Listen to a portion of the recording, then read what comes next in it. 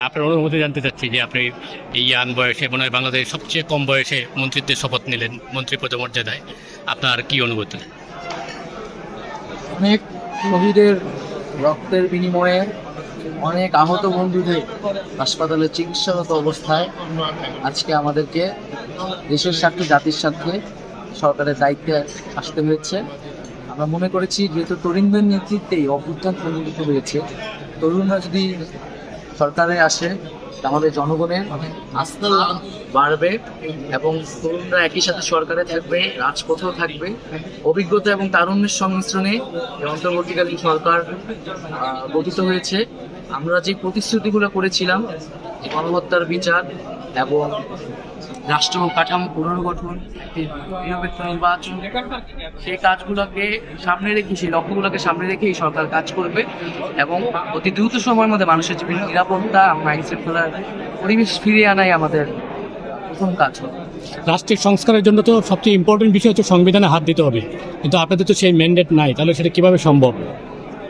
আমরা মনে করি এটি অভ্যুত্থানের ভিতর দিয়ে সরকার গঠিত হয়েছে। আমরা কিন্তু কেবল ক্ষমতা হস্তান্তরের জন্য, কোনো একটি গোষ্ঠীর কাছে ক্ষমতা পৌঁছে দেওয়ার জন্য এই অভ্যুত্থানে মানুষ এত শহীদ হয়নি, রক্ত দেয়নি। মানুষ একটি নতুন বাংলাদেশ পাবে, নতুন রাজনৈতিক বন্দোবস্ত পাবে, সেই আশা থেকেই এটি করেছে। তো মানুষের সেই ম্যান্ডেট নিয়েই আমরা সরকারে এসেছি এবং অন্যান্য রাজনৈতিক দল এবং বিভিন্ন পক্ষের সাথে আলোচনার মাধ্যমে আইন অনুযায়ী যতটুকু কার্যক্রম নেওয়া সম্ভব এবং রূপরেখাগুলো আমরা হাজির করব এবং সেই অনুযায়ী কাজ করব। আপনারা গণপরিষদ গঠন করার পরিকল্পনার কথা বলেছিলেন আন্দোলনের সময়, সেই পথে কি হাঁটবেন? আমরা এই বিষয়ে খুব দ্রুত সময়ের মধ্যেই সকল রাজনৈতিক দল, আইনজ্ঞ, সংবিধান বিশেষজ্ঞ বসে এটার একটা প্রস্তাবনা হয়তো তৈরি করব। এই সরকারের মেয়াদ কতদিন হতে যাচ্ছে? এই সরকারের মেয়াদ সম্পর্কে এখনই বলা যাচ্ছে না, কারণ নির্বাচনের আগে আসলে নির্বাচন কমিশন থেকে শুরু করে রাষ্ট্রীয় কাঠামোর সংস্কার প্রয়োজন এবং আইন শৃঙ্খলার পরিবেশ থেকে যে কাঠামোটি ভেঙে গিয়েছে সেটিকে আবার নতুন করে তৈরি করা, সেটির জন্য আমাদের হয়তো একটা সময় লাগবে। তবে রাজনৈতিক দলসমূহ বা জনগণের মতামতের ভিত্তিতেই আসলে এই সরকার পরিচালিত হবে এবং তার মেয়াদও আসলে আমরা মনে করি সেই অনুযায়ী ঠিক। কতদিনের মতো আইডিয়া বা কোনো এই বিষয়ে এখনই আমরা বলতে পারছি। বিএনপি তো দ্রুত নির্বাচন চাচ্ছে, বিএনপি তো একটা বড় রাজনৈতিক দল, তাদের সঙ্গে কথা বলে আপনারা সরকার গঠন করেছেন আমরা শুনেছি।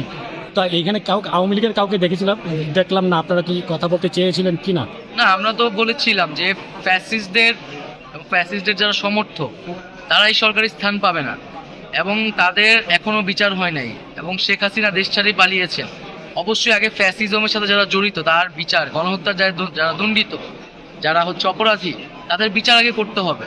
তারপরে তারা এই দেশে রাজনীতি করতে পারবে কি পারবে না, বা তারপর তার সাথে আলোচনার পথটি পরিষ্কার হবে। তাহলে কি এটা কি মানে শুধু এই ঘটনার বিচার, নাকি এর আগে যে হত্যা, গুম, এই নির্বাচন, গণহত্যা, পিলখানা হত্যাকাণ্ড থেকে শুরু করে এই আগস্ট এবং জুলাইয়ের যে গণহত্যা এবং এইগুলোর রেজিমের যে লুটপাট, দুর্নীতি, ভোটাধিকার লঙ্ঘন, এই সব কিছুই আমরা বিচারের আওতায়। তার আগে কি মনে হয় না যে আপনার পার্লামেন্ট গঠন করে একটা ফরমেশনের ভিতর দিয়ে গিয়ে এই কাজগুলো করলে ভালো হতো, সংবিধান সংশোধন করে? আমরা কিন্তু এই গণঅভ্যুত্থানের প্রতিশ্রুতি ছিল এই গণহত্যা থেকে শুরু করে সরকারের দুঃশাসনের বিচার করতে হবে। তো অন্তত আমরা কিন্তু সেটা একটা টুকু কমিশন হতে পারে বা একটা কমিশন হতে পারে। তো একটা প্রাথমিক উদ্যোগ কাজগুলা এই সরকারের থেকেই শুরু করে দিতে হবে, নাহলে মানুষের যে আস্থাটা আমাদের সেই প্রতিশ্রুতির সাথে আসলে এই আপনি কোন মন্ত্রণালয় পাচ্ছেন দায়িত্ব? এই বিষয়ে আমরা প্রধান উপদেষ্টা সহ অন্যান্য উপদেষ্টা। এক্ষেত্রে আপনার চ্যালেঞ্জগুলো কি মনে করেন প্লিজ, যদি চ্যালেঞ্জগুলো একটু। চ্যালেঞ্জ হচ্ছে যে বাংলাদেশের মানুষ অনেক দিন ধরে ভোটাধিকার থেকে শুরু করে রাজনৈতিক যেটাকে বলে একটা বিরাজনীতিকরণ বাংলাদেশে ঘটেছে, কিন্তু অভ্যুত্থানের ভিতর দিয়ে তো তারুণ্য জেগে উঠেছে।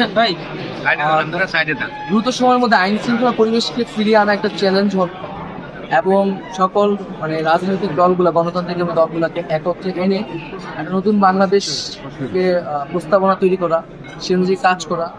এই চ্যালেঞ্জগুলোকে মাথায় রেখেই আমরা আসলে